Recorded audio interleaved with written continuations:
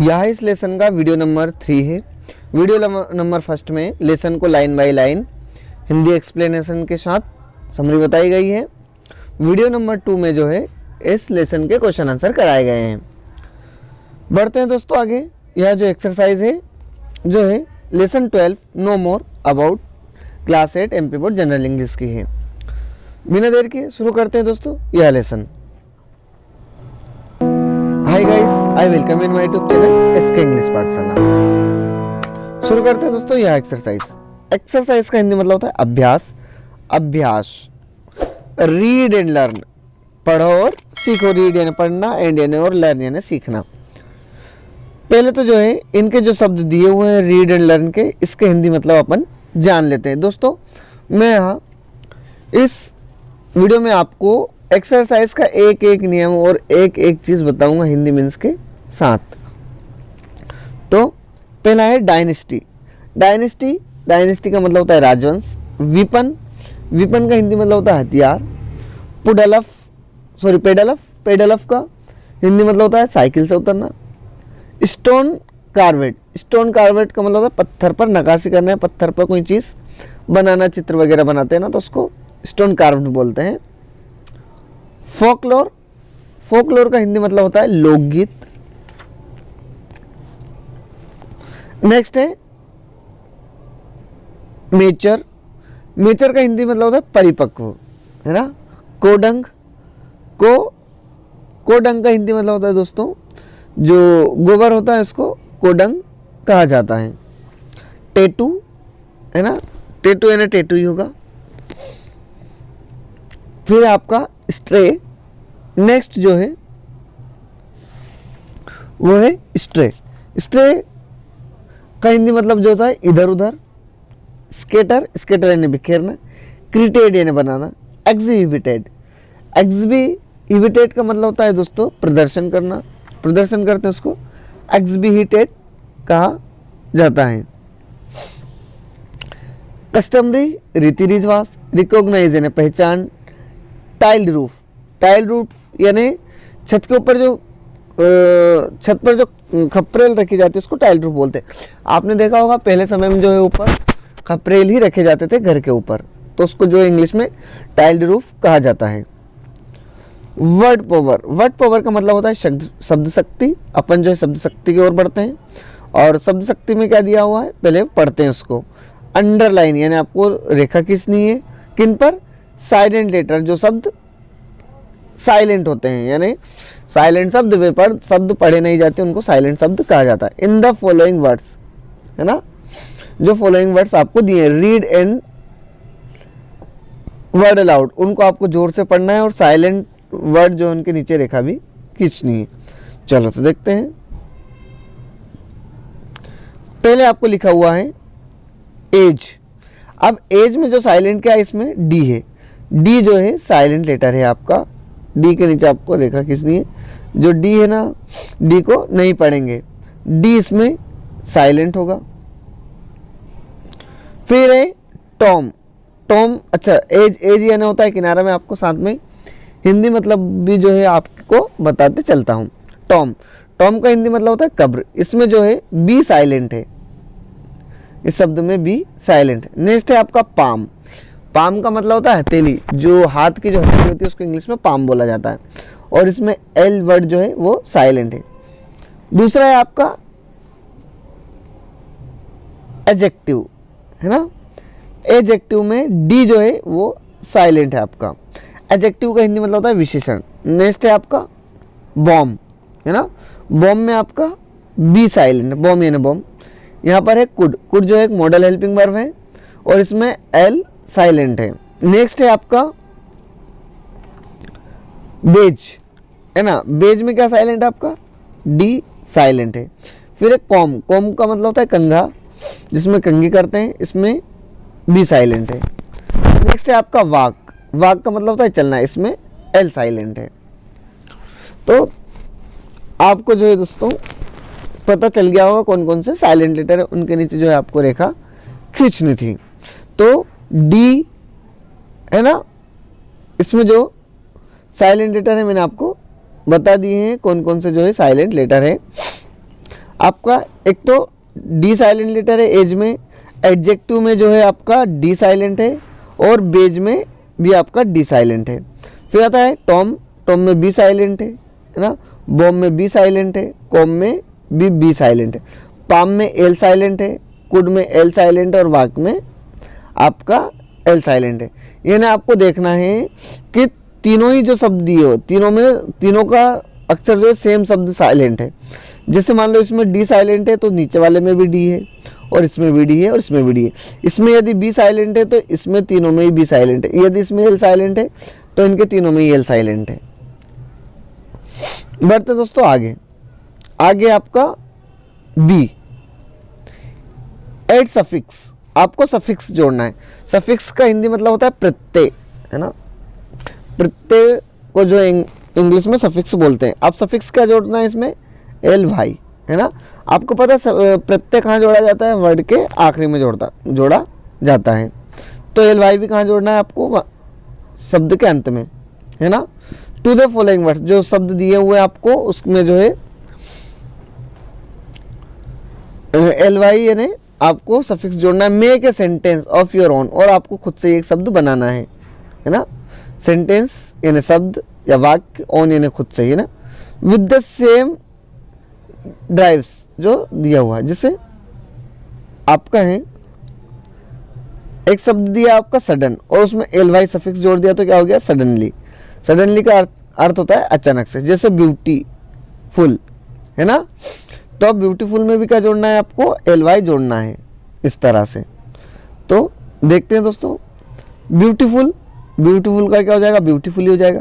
Simple का simply हो जाएगा। जनरल का जनरली हो जाएगा। आपका मेंटेन है तो मेंटेनली हो जाएगा। एक्चुअल है तो उसका एक्चुअली जो है आपका हो जाएगा, जैसे आपको यहाँ पर दिया हुआ है। जैसे क्वाइट का क्वाइटली हो जाएगा, मेन का मेनली हो जाएगा, एक्चुअल का एक्चुअली हो जाएगा। आप जो है ऊपर से देख लें, ये जो है मैंने आपको सही फॉर्म दिए, मैं आपको हिंदी मतलब भी बता देता हूँ। एक्चुअली यानी वास्तव में, मेनली यानी मुख्यतः, क्वाइटली यानी शांति से, है ना, जनरली यानी आमतौर पर, सिंपली यानी सरलता से, ब्यूटीफुली यानी सुंदरता से। इस तरह से इनमें जो अपन ने एल वाई जोड़ा है, लास्ट में कुछ भी नहीं किया। नेक्स्ट है आपका कॉम्प्रिहेंशन यानी बोध प्रश्न। जो आपने लेसन पढ़ा है उसके आधार पर जो है आपको आंसर देने, क्या क्या आपने पढ़ा है। आंसर दिस क्वेश्चन, इन निम्नलिखित प्रश्नों के उत्तर दीजिए। पहला है आपका, what does the word wheel stand for. Stand for का हिंदी मतलब होता है अर्थ होना। व्हील शब्द का क्या अर्थ है। तो दोस्तों इसके लिए जो है मैंने एक सेपरेट वीडियो बनाया है क्वेश्चन आंसर के लिए, जो इस लेसन का वीडियो नंबर 2 है। डिस्क्रिप्शन में आपको लिंक मिल जाएगी, वहां से आप देख लें। बढ़ते हैं आगे, आपका है यस नो, यस और नो, मतलब जो बात सही है उस पर यस लिखना है और जो गलत है उस पर नो लिखना है। तो देखते हैं क्या होगा। पहला हिंदी अर्थ में बता देता हूं आपको। Do the wheel live in the पक्का हाउस। क्या व्हील लोग जो है वो पक्के हाउस में रहते थे, नहीं, वो कच्चे हाउस में रहते थे। तो इसका आंसर क्या होगा, नहीं। दूसरा है, are the fond of tattooing. क्या वो टैटू बनवाने के शौकीन है। तो हाँ, फॉन्ड ऑफ का अर्थ होता है शौकीन होना। हाँ तो यस, वो टैटू बनवाते हैं व्हील लोग। थर्ड है आपका, are the well proficient in stone craft. क्या वे जो अपने पत्थरों पर नक्काशी करवाते हैं, हाँ तो बनवाते हैं, यस होगा। इस Teejan Bai famous for the singing Pandavani. हाँ मतलब सिंगिंग के लिए फेमस फॉर का मतलब होता है प्रसिद्ध होना। ये जो तेजान बाई है वो सिंगिंग के लिए फेमस थे क्या, हाँ थी, तो यस लिख दिया आपने। Do the Bhil like the colourful dress. क्या भील लोग कलरफुल ड्रेस पसंद करते हैं, हाँ पसंद करते हैं, तो उसके लिए यस आ जाएगा। नेक्स्ट है आपका लेट्स लर्न, आओ सीखें। लेट्स यानी आओ, लर्न यानी सीखना। कंपेयर टू सेंटेंस, इन दो सेंटेंसों की क्या करना है आपको, तुलना करनी है। जैसे क्या है आपका, the Hunter killed the tiger. Hunter यानी शिकारी, किल्ड यानी मारना, टाइगर यानी शेर। शिकारी ने शेर को मारा, टाइगर को मारा। अब दूसरा क्या है, a tiger was killed by the Hunter. ये जो टाइगर है वो किसके द्वारा मारा गया, वो एक शिकारी के द्वारा मारा गया। मतलब आपने जो है पहला सेंटेंस जो है आपका एक्टिव वॉइस का है, उसको बदला किस में गया है, पैसिव वॉइस में। पहला सेंटेंस जो है आपका, ये वाला जो सेंटेंस है आपका, ये आपका एक्टिव वॉइस का है, और नीचे जो दिया हुआ है वो आपका पैसिव वॉइस का है। आपने देखा होगा टेंस, यदि आपने पढ़े हो तो टेंस में वॉइस दो प्रकार की होती है, एक तो एक्टिव वॉइस और एक पैसिव वॉइस। तो पहले नंबर वाला सेंटेंस जो एक्टिव वॉइस है और दूसरा वाला पैसिव वॉइस है। देखते हैं दोस्तों, और भी कुछ दिया हुआ है। Both are sentence mean the same thing, दोनों ही शब्दों का एक ही मतलब है। The only different between them is that is first sentence subject Hunter.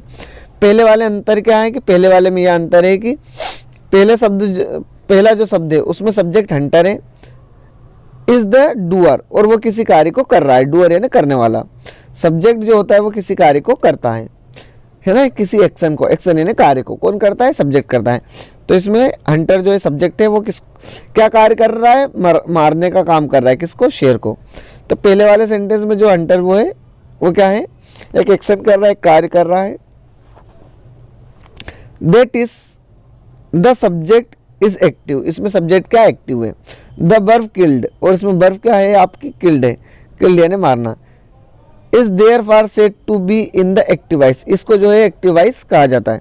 यानी वे शब्द में जो एक्टिव वॉइस में करता कोई कार्य करता है तो उसको एक्टिव वॉइस कहा जाता है, कोई कार्य जो है करता ही करता है। नेक्स्ट है आपका इन द सेकेंड सेंटेंस, दूसरे सेंटेंस में क्या हो रहा है, द सब्जेक्ट टाइगर, लेकिन दूसरे सेंटेंस में सब्जेक्ट किसको बना लिया है, टाइगर को बोले। इज द सफरिंग और रिसीवर, या तो वो पीड़ित है या तो फिर रिसीवर है, यानी किसी चीज़ को प्राप्त करने वाला है। अब वो क्या प्राप्त कर रहा है, मतलब वो मर रहा है, मौत को प्राप्त कर रहा है, तो वो रिसीवर हो गया। यानी रिसीवर यानी कोई चीज़ को प्राप्त कर लेना। ऑफ द एक्शन, इस कार्य का, इस कार्य को रिसीव करने वाला कौन है, वो जो है ये टाइगर है ना। तो वो सब्जेक्ट बन गया है इसका, है ना, और रिसीवर हो गया, उसको रिसीवर कहा गया। That is the subject is action but passive, the bird was killed is the therefore, और इसकी ऑब्जेक्ट क्या हो गई, ये वाली हो गई अब, है ना, एक्शन किल्ड रहेगी। Said B in the passive voice, इसको जो है पैसिव वॉइस कहा जाता है ना। तो आपका है एक्टिव वॉइस और एक है पैसिव वॉइस। नेक्स्ट में बढ़ते हैं अपन, आपको इसमें एक्टिव और पैसिव के कुछ और भी उदाहरण दिए हुए हैं। पहली बात में मैं कुछ एक्टिव और पैसिव के कुछ रूल बता देता हूं आपको, है ना। जो पैसिव वॉइस रहता है, पैसिव वॉइस में हमेशा वर्ब की थर्ड फॉर्म का उपयोग किया जाता है और ऑब्जेक्ट को पहले लिखा जाता है। यानी सेंटेंस को अपन क्या कर लेते हैं, पलट लेते हैं, सबसे शुरू वाली चीज को आगे ले जाते हैं और आगे वाली को पीछे ले आते हैं, ऐसा करते हैं। और वर्ब के थर्ड फॉर्म का उपयोग करते हैं। जैसे लव यानी प्रेम करना, फर्स्ट फॉर्म है तो थर्ड फॉर्म लव्ड हो जाएगी। गाइड मार्ग दिखाना, गाइडेड, ये थर्ड फॉर्म हो गई, है ना। हर्ट यानी चोट पहुंचाना, तो इसकी हर्ट की तीनों फॉर्म एक ही होती। मेकिंग तो मेड हो जाएगा, इस तरह से। जैसे do the Bhil loves stone craft, क्या भील जो है पत्थरों की नक्काशी से प्रेम करते हैं, तो इसको पैसिव है, इसमें कैसा बदला गया है, is stone craft loved by the Bhil people, क्या स्टोन क्राफ्ट भीलों के द्वारा पसंद किया जाता है। नेक्स्ट है आपका सत्तू गाइडेड मी, सत्तू ने मुझे मार्ग दिखाया, तो पैसिव क्या हो जाएगा, I was guided me by Sattu, मुझे सत्तू के द्वारा मार्ग दिखाया गया। बाय का मतलब होता है के द्वारा, इसको वाक्य को क्या कर लिया गया, पलट लिया गया। अब देखोगे तो मतलब आगे की चीज पीछे आ गई। जैसे मी, तो इसमें आई को पहले लिख दिया, जबकि मी आखिरी में। सत्तू पहले तो सत्तू को आखिरी में लिख दिया और उसके पहले बाय लगा दिया। बाय का हिंदी मतलब होता है से या द्वारा, और ये फर्स्ट फॉर्म थी तो इसको थर्ड फॉर्म में बदल लिया है। The Bhil never hurt you, Bhil कभी आपको चोट नहीं पहुंचाएंगे, तो यू आखिरी में, तो यू का अपन ने शुरू में लिख दिया। हर्ट यानी चोट पहुंचाना, तो हर्ट की थर्ड फॉर्म हो गया हर्ट, है ना। भील फर्स्ट में है तो भील आखिरी में चला गया और उसके पहले बाय लगा दिया। तो भील कभी आपको चोट नहीं पहुंचाएंगे, तो भीलों के द्वारा कभी आपको चोट नहीं पहुंचाया जाता, या पेशियों का है। Wheel women is making com, wheel औरतें जो क्या करती हैं, कंघी बना रही हैं। तो comb are being made by the Bhil women, Bhil women के द्वारा कंघी बनाई जा रही है। The Bhil were decorating the courtyard, courtyard का मतलब होता है आंगन, भील जो है उनके आंगनों को सजा रहे हैं। तो आंगन भीलों के द्वारा सजाए जाते हैं। The courtyard was being decorated by Bhil, भीलों के द्वारा उनके आंगन को सजाया जाता है। डेकोरेट का मतलब होता है सजाना। Teejan Bai has sung many Pandavani song, Teejan Bai ने जो है बहुत सारे पांडवी सॉन्ग गाए हैं। तो सॉन्ग किसके द्वारा गाए हैं, तेजानी बाई के द्वारा। मेनी पांडवी सॉन्ग, बहुत सारे Pandavani song have been sung by the Teejan Bai. Sing की थर्ड फॉर्म संग होती है। Sattu give me all information, Sattu ने मुझे सारी इन्फॉर्मेशन दी, मुझे जो सारी इन्फॉर्मेशन सत्तू के द्वारा दी गई। I was given all information by Sattu. ये नेक्स्ट है आपका इसी का ही है। When the verb is changed from the active and passive voice, जब किसी वर्ब को एक्टिव से पैसिव में अपन बदलते हैं, चेंज यानी बदलना है ना, एक्टिव से पैसिव में। द ऑब्जेक्ट ट्रांजिटिव वर्ब, तो उसका ऑब्जेक्ट क्या होता है आपका, ट्रांजिटिव वर्ब का होता है। आपकी वर्ब दो प्रकार की होती है, एक तो ट्रांजिटिव वर्ब और एक इंट्रांजिटिव वर्ब, जिसको हिंदी में सकर्म और अकर्म क्रियाएं बोलते हैं। सकर्म क्रिया ट्रांजिटिव वर्ब, अकर्म क्रियाएं जो है intransitive verb. Verb is the active voice become the subject of the verb passive, है ना। जो आपकी सकर्म क्रिया है वो ऑब्जेक्ट बन जाती है जब आप उस पैसिव वॉइस में बदलते हैं। नेक्स्ट है आपका passivization of transitive verb not possible become the intransitive verb has no object. जिस वर्ब में ऑब्जेक्ट नहीं होता है वो आपकी ट्रांजिटिव वर्ब इंट्रांजिटिव वर्ब होती है ना। जिस वर्ब के साथ ऑब्जेक्ट नहीं लगता है वह आपकी इंट्रांजिटिव वर्ब होती है ना। ट्रांजिटिव वर्ब के साथ आप वर्ब लगा भी सकते हैं और नहीं भी लगा सकते हैं। Something subject passive voice is the understood and it has to be supplied while they change the form of the active voice. Such passive voice are called the agentless passive voice, है ना। जैसे one must say one prayer, prayer must be said, है ना। मतलब कुछ कुछ शब्दों में जो जब एक्टिव से पैसिव में बदलते हैं तो शब्दों को हटा दिया जाता है। जैसे वंस प्रेयर, इसको हटा दिया, यहाँ पर केवल कितना कर दिया, prayer must be said, prayer की गई। अब नीचे now the change the following sentence, अब इन सब वाक्यों को बदलिए किसमें, एक्टिव से पैसिव में। द वर्ब आर गिवन, आपको वर्ब दे दी गई है किसमें, ब्रैकेट में। योर हेल्प द, आपको हेल्प इन ब्रैकेट में जो दी गई है इनकी सहायता से करना है आपको। जैसे आर रिटन, है ना, राइट की थर्ड फॉर्म रिटन होती है। जैसे my mother right detective stories, जब एक्टिव से पैसिव में करेंगे तो मैंने आपको बताया कि स्टोरी को पहले लिखना है और माई मदर को आखिरी में लिखना है, राइट की थर्ड फॉर्म रिटर्न लगा देना है। जैसे वैसा कि वैसे ही हुआ यहाँ पर डिटेक्टिव स्टोरीज, अब डिटेक्टिव स्टोरीज जो है शुरू का पहले ही आ गया। आर रिटर्न, ये लिखी गई है, ये यहाँ पर फर्स्ट थी तो यहाँ पर थर्ड लिखा दिया।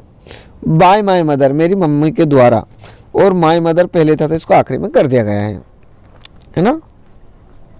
डिटेक्टिव जो है मेरी डिटेक्टिव स्टोरी मेरी मम्मी के द्वारा लिखी गई है। नेक्स्ट है आपका the children are flying kites, है ना। तो kites are being flown by the children, बच्चों के द्वारा पतंग उड़ाई जा रही है। ये फ्लाई की थर्ड फॉर्म है flown. I have done the work, work has been done by me, है ना। नेक्स्ट है आपका शी कुक्ड फूड, उसने खाना पकाया। फूड वाज कुक्ड बाय हर, खाना उसके द्वारा पकाया गया। दे वर पेंटिंग हाउस, है ना, तो house was being painted by them, वे घर पोत रहे थे और घर उनके द्वारा पुताया, मतलब पोता जा रहा था, घर उनके द्वारा पोता जा रहा था। यू हैड सोल्ड कार, तुमने कार बेची, है ना। The car had been sold by you, car तुम्हारे द्वारा बेची गई। The villagers will guided you, गांव वाले तुम्हें जो है मार्ग दिखाएंगे, तो मार्ग गांव वालों के द्वारा तुम्हें दिखाया गया। You will be guided by the villager. Next है आपका we will have done our work, हमने हमारा काम कर लिया, तो work have been done by us, काम हमारे द्वारा किया गया है। नेक्स्ट है a Gond women is painting wall, एक गोंड महिला जो है दीवार पोत रही है। The wall are being painted by Gond women, एक दीवार एक गोंड वुमेन के द्वारा पोता जा रहा है। The boy give me toy, लड़के ने मुझे खिलौना दिया, टॉय मतलब होता है खिलौना। A toy was given by me by the boy, मुझे जो है खिलौना बच्चे के द्वारा दिया गया। गिव के थर्ड फॉर्म है गिवन। नेक्स्ट है आपका लेट्स टॉक, आओ बात करें, लेट्स से आओ, टाक ने बात करना। Read the following telephone conversation, यानी टेलीफोन पर एक बातचीत चल रही है, किनके बीच, दो दोस्तों के बीच, बिटवीन यानी बीच में, किनके, दो दोस्तों के बीच में। कंप्लीट द फर्दर, यानी कंप्लीट करिए, फर्दर यानी आगे की स्टेटमेंट, यानी इस बातचीत को based on the advertisement of the trade fair, मतलब एक ट्रेड फेयर यानी मेले में व्यापार की बात चल रही है, उसको आपको पूरा करना है। Given in the read exercise, यह एक्सरसाइज अभ्यास है, इसमें आपको जो है दो दोस्तों की बात चल रही है, वो मेले में यानी कोई जो मेला भराता है उसमें जो है व्यापार की बात कर रहे हैं, ट्रेड यानी व्यापार की, तो उसको पूरा करना है। कौन कौन है दोस्त, एक का नाम है रमन और एक का नाम है सुमन। रमन क्या बोलता है, मैं आई टॉक टू यू सुमन, क्या मैं सुमन से बात कर सकता हूं, है ना। तो सुमन क्या बोलता है, हाँ यस स्पीकिंग, गुड मॉर्निंग, सुप्रभात मैं बोल रहा हूँ। रमन क्या बोलता है, गुड मॉर्निंग रमन भी बोलता है आंसर में। Are you interested in visiting the rural trade, rural यानी ग्रामीण, क्या तुम एक रूरल व्यापार, रूरल या जो ग्रामीण मेले जो होते हैं उनमें जाने में आप रुचि रखते हो। रनिंग इन द भोपाल, जो कि भोपाल में चल रहा है, रन का हिंदी मतलब होता है यहाँ पर चलना, जो कि भोपाल में हाट बाजार चल रहा है। सुमन क्या बोलता है, सुमन बोलता है ओ yes I will be coming with you, मैं तुम्हारे साथ आऊँगा शाम को उस ट्रेड फेयर में, उस मेले वाले व्यापार में मैं आऊँगा शाम को। इवनिंग यानी शाम को, विजिट यानी घूमने जाना है, देखने के लिए जाना, कमिंग यानी आना। अब रमन क्या बोल रहा है, डू यू नो, क्या तुम जानते हो, about the important feature of this fair, feature यानी विशेषता, क्या तुम इस मेले की कुछ विशेषताएं जानते हो। सुमन बोलता है नो नहीं, this is my first opportunity, यह मेरा पहला अवसर है टू विजिट रूरल फेयर, कि मैं ग्रामीण मेले में घूमने के लिए जा रहा हूँ। विजिट यानी घूमने के लिए जाना, देखने के लिए जाना, भ्रमण करने के लिए जाना। विजिट के दो तीन अर्थ होते हैं। रमन क्या बोल रहा है, it is being held from 2 October to 30 October, कुछ भी जो है आप मन से डेट लिख सकते हैं, यहाँ पर आप 30 अक्टूबर लिख दो। ये जो है 2 अक्टूबर से तो 30 अक्टूबर तक जो है लगा है। क्या लिखना है यहाँ पर आपको, 2 अक्टूबर से तो 30 अक्टूबर ये दिया है आपको, है ना। Roman it is being held from 2 October to 13 October, यह 2 अक्टूबर से 30 अक्टूबर तक लगता है। फिर अब उस पर सुमन क्या बोल रहा है, you are talking about the important feature, तुम जो इसकी कुछ विशेषताओं के बारे में बात कर रहे थे। रमन बोलता है यस हाँ हाँ, इम्पोर्टेंट फीचर आर, इसमें जो महत्वपूर्ण बातें जो हैं, है ना, विशेषताएं जो हैं, क्या होती है महत्वपूर्ण विशेषताएं। तो you were talking about the important feature, तो हाँ यस क्या बोलता है, यस हाँ कुछ इम्पोर्टेंट फीचर जो इसमें है ना। तो आपको क्या क्या है वो इम्पोर्टेंट फीचर्स, जो आपको बताने हैं। जैसे इसमें जो है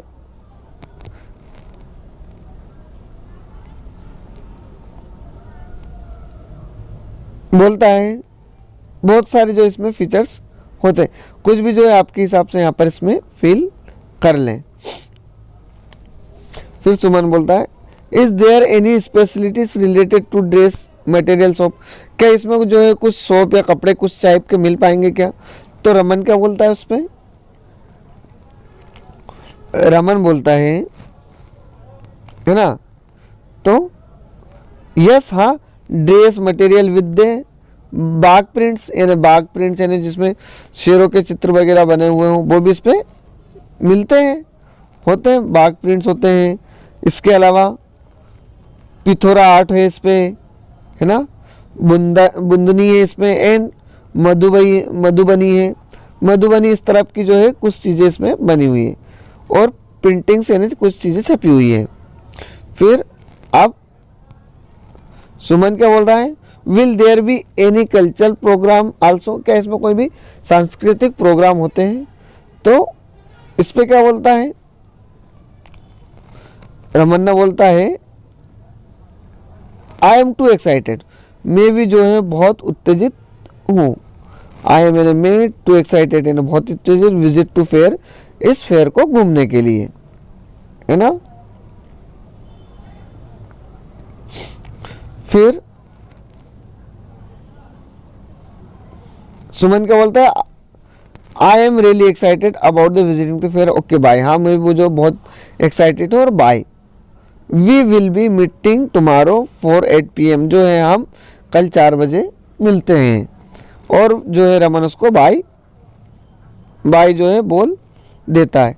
नेट से आपका लेट्स रीड, आओ पढ़ें। हियर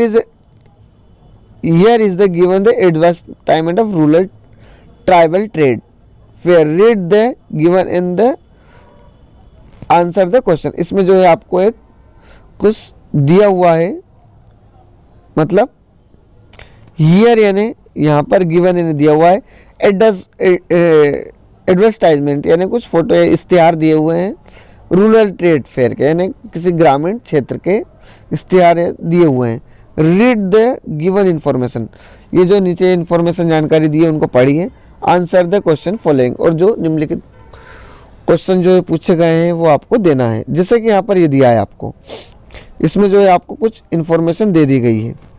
अब क्या करना है, इसको आपको पढ़ना है, और पढ़ने के बाद इसमें जो जो भी है उसके आंसर देना है इन क्वेश्चंस में। जैसे पहला क्वेश्चन क्या है आपका,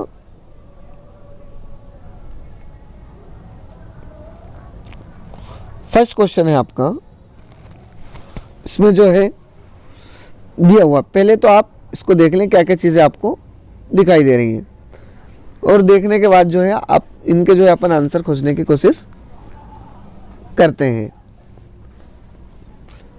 तो देखते हैं इसमें पहला क्वेश्चन क्या है आपका, है ना। पहला क्वेश्चन है आपका, what are the main attraction of the trade fair, की मुख्य चीजें क्या है जो आकर्षित लगती है इस मेले में। तो बहुत सारी चीजें हो सकती है जो हमें मेले में आकर्षित लगती हो, जैसे the main trade attraction of the trade fair are mental craft, है ना, बहुत चीज़ें अपने को अच्छी लगती है। जैसे क्राफ्ट यानी हस्तबून का, वुड क्राफ्ट यानी लकड़ी की चीज़ें बनी हुई है, मेंटल वर्क, है ना, कल्चरल प्रोग्राम होते हैं, स्टोन क्राफ्ट यानी पत्थरों पर नक्काशी की जाती है, कोम यानी कंगे होते हैं, बास्केटरी होती है, ड्रेस मटेरियल्स होते हैं, और कुछ कपड़े भी होते हैं। ये चीज़ें जो अपने को बहुत लुभाती है वहाँ पर। फिर दूसरा है name the venue of this trade fair, आपको जो है व्यापारिक मेले का स्थान बताना है। वेन्यू है ना स्थान कि कहाँ पर ये लगा हुआ है। तो द वेन्यू इज भोपाल हाल, जो है भोपाल के हाल में लगा हुआ है, इसका आंसर ये होगा। थर्ड है what is the duration of this fair, या इसकी अवधि कितनी है ना, कितने समय कब से कब तक लगा हुआ होता है। तो the duration of this fair is from 2 October to 30 October, के 30 अक्टूबर से 2 अक्टूबर से 30 अक्टूबर तक यहाँ लगा हुआ है। Who is organise this fair, organise का हिंदी मतलब होता है आपका आयोजन, ऑर्गेनाइजेशन, ऑर्गेनाइजिंग है ना फेयर। मेले का आयोजन कौन कर रहा है ना, कौन, तो the fair is going to be organised by the panchayat, ये जो है पंचायत के द्वारा किया जा रहा है ना। एंड रूरल डेवलपमेंट है ना, एमपी गवर्नमेंट के द्वारा है ना। तो मेला पंचायत और ग्रामीण विकास विभाग मध्य प्रदेश सरकार पिछली अनुसूचित जाति कल्याण विभाग द्वारा आयोजित किया जा रहा है। फिर आपका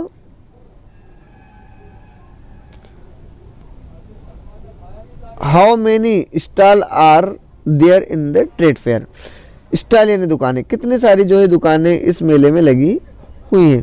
तो there are 6 stall in this trade, इसमें जो है 6 दुकानें लगी हुई हैं इस मेले में। फिर है what type of dress material are the available in the fair, कि इसमें जो है व्यापारिक मेले में जो है बाग छपाई जो है व्यापारिक मेले में किस तरह के परिधान उपलब्ध है ना, कपड़े जो है किस तरह के हैं। तो व्यापारिक मेले में जो है बाग प्रिंट्स है ना अवेलेबल है, trade fair, Bagh prints, Pithora art, बुंदाई and Madhubani painting, Madhubani painting यानी इस तरह की जो है चीजें इसमें है।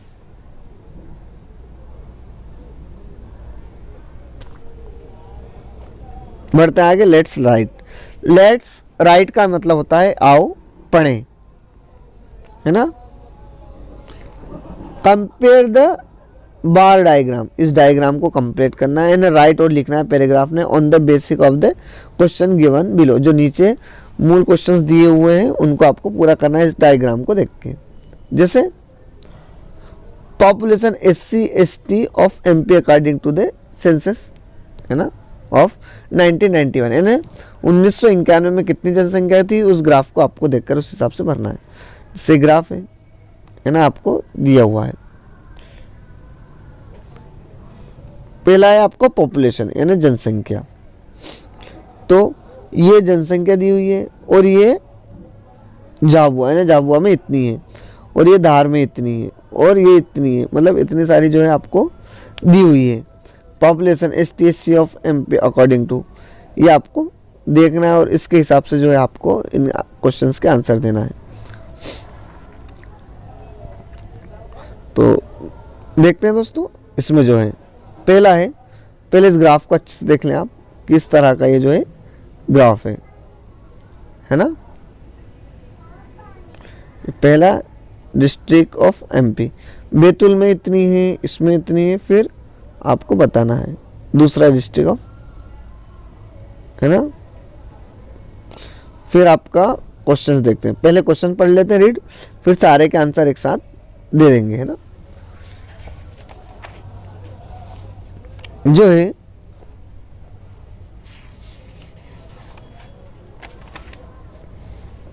which district according to the census 1991 and 2001 has the maximum population of ST/SC, कि इसके अनुसार ये जो ग्राफ है इसके अनुसार 1991 से 2001 तक सबसे ज़्यादा ST/SC की जनसंख्या कौन से ग्राफ में है, तो अपने को देखना पड़ेगा है ना।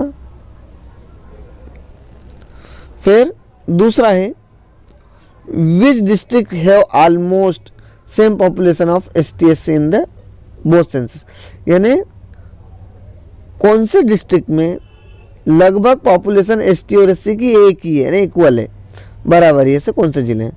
तीसरा क्वेश्चन है what was the total population of ST/SC in the Dhar, Dhar में पूरी ST और SC की जनसंख्या कितनी है, और Jhabua and Barwani in the both census, और झाबुआ और बड़वानी में भी साथ ही साथ। नेक्स्ट है which district has maximum growth, कौन से डिस्ट्रिक्ट में सबसे ज़्यादा ग्रोथ है ना बढ़ती हुई जनसंख्या ST/SC पॉपुलेशन की जनसंख्या की। नेक्स्ट है 5 वाला which district has minimum population, कौन से जिले में सबसे कम ST/SC की जनसंख्या है सेंसेक्स के अनुसार। तो इसको पढ़ते हैं और सारे का आंसर एक साथ ही अपन जो है दे देते हैं। Jhabua district has maximum population. Jhabua district में जो है सबसे ज़्यादा पॉपुलेशन है। पॉपुलेशन यानी जनसंख्या है ना। झाबुआ डिस्ट्रिक्ट में जो है सबसे ज़्यादा पॉपुलेशन जो है जनसंख्या है, जो पहले का आंसर हो गया है ना। Which district according to census 91 1951 से यहाँ तक का था। फिर ST and SC in the 1999 and 2001 तक। फिर दूसरा है खंडवा, खरगोन, मध्य प्रदेश, सिंधी, बैतूल, है ना। कौन कौन से? Khandwa, Khargone, Mandla, Sindhi, Betul, Barwani and the Chhindwara have the almost same population, है ना। इतने जिलों में लगभग जो है पॉपुलेशन है, जनसंख्या है, वो जो है सेम है, इक्वल है, एक जैसी ही है। ये आपका दूसरे का आंसर हो गया था ना। विच डिस्ट्रिक्ट है ऑलमोस्ट जो है स्टेटिस्टिक बोस, ये दूसरे का आंसर यहाँ था। पहले का आंसर आपका यहाँ तक हो गया था, यहाँ से लगा के तो यहाँ तक। दूसरे का आंसर आपका हो गया है ऑलमोस्ट सेम तक, यहाँ तक, यहाँ तक। फिर है the total population of the Dhar is, है ना। टोटल जो पॉपुलेशन है धार की वो इतनी है 17,92,682। झाबुआ में कितनी है? 22,18,728। एंड इन बड़वानी, और बड़वानी में कितनी है? 13,32,851 है। Both the senses Dhar district has the maximum growth, और धार डिस्ट्रिक्ट में जो है सबसे ज़्यादा बढ़ती हुई जनसंख्या है इन द ST/SC की, है ना। ST/SC की सबसे ज़्यादा जनसंख्या किसमें है? धार में पॉपुलेशन है। मंडला हैज, और मंडला जो है Mandla has the minimum population, और सबसे कम जनसंख्या ST/SC की किसमें है? आपकी ये मंडला जिले में, अकॉर्डिंग टू द सेंसस 2001 के अनुसार। फिर नेक्स्ट है आपका लेट्स डू इट, चलो करते हैं, आओ करते हैं। क्या है? विजिट मानव संग्रहालय। आपको जो है मानव संग्रहालय जाना है, एनी ट्राइबल विलेज, और या तो किसी ट्राइबल एंड जनजाति वाले गांव में जाना है। टॉक टू योर टीचर, आपके टीचर से आपको बात करना है। And collect the more information, आपको जो भी इनके बारे में कुछ जानकारी लेनी है, जो मध्य प्रदेश की ट्राइब्स यानी जनजातियाँ हैं उनके बारे में।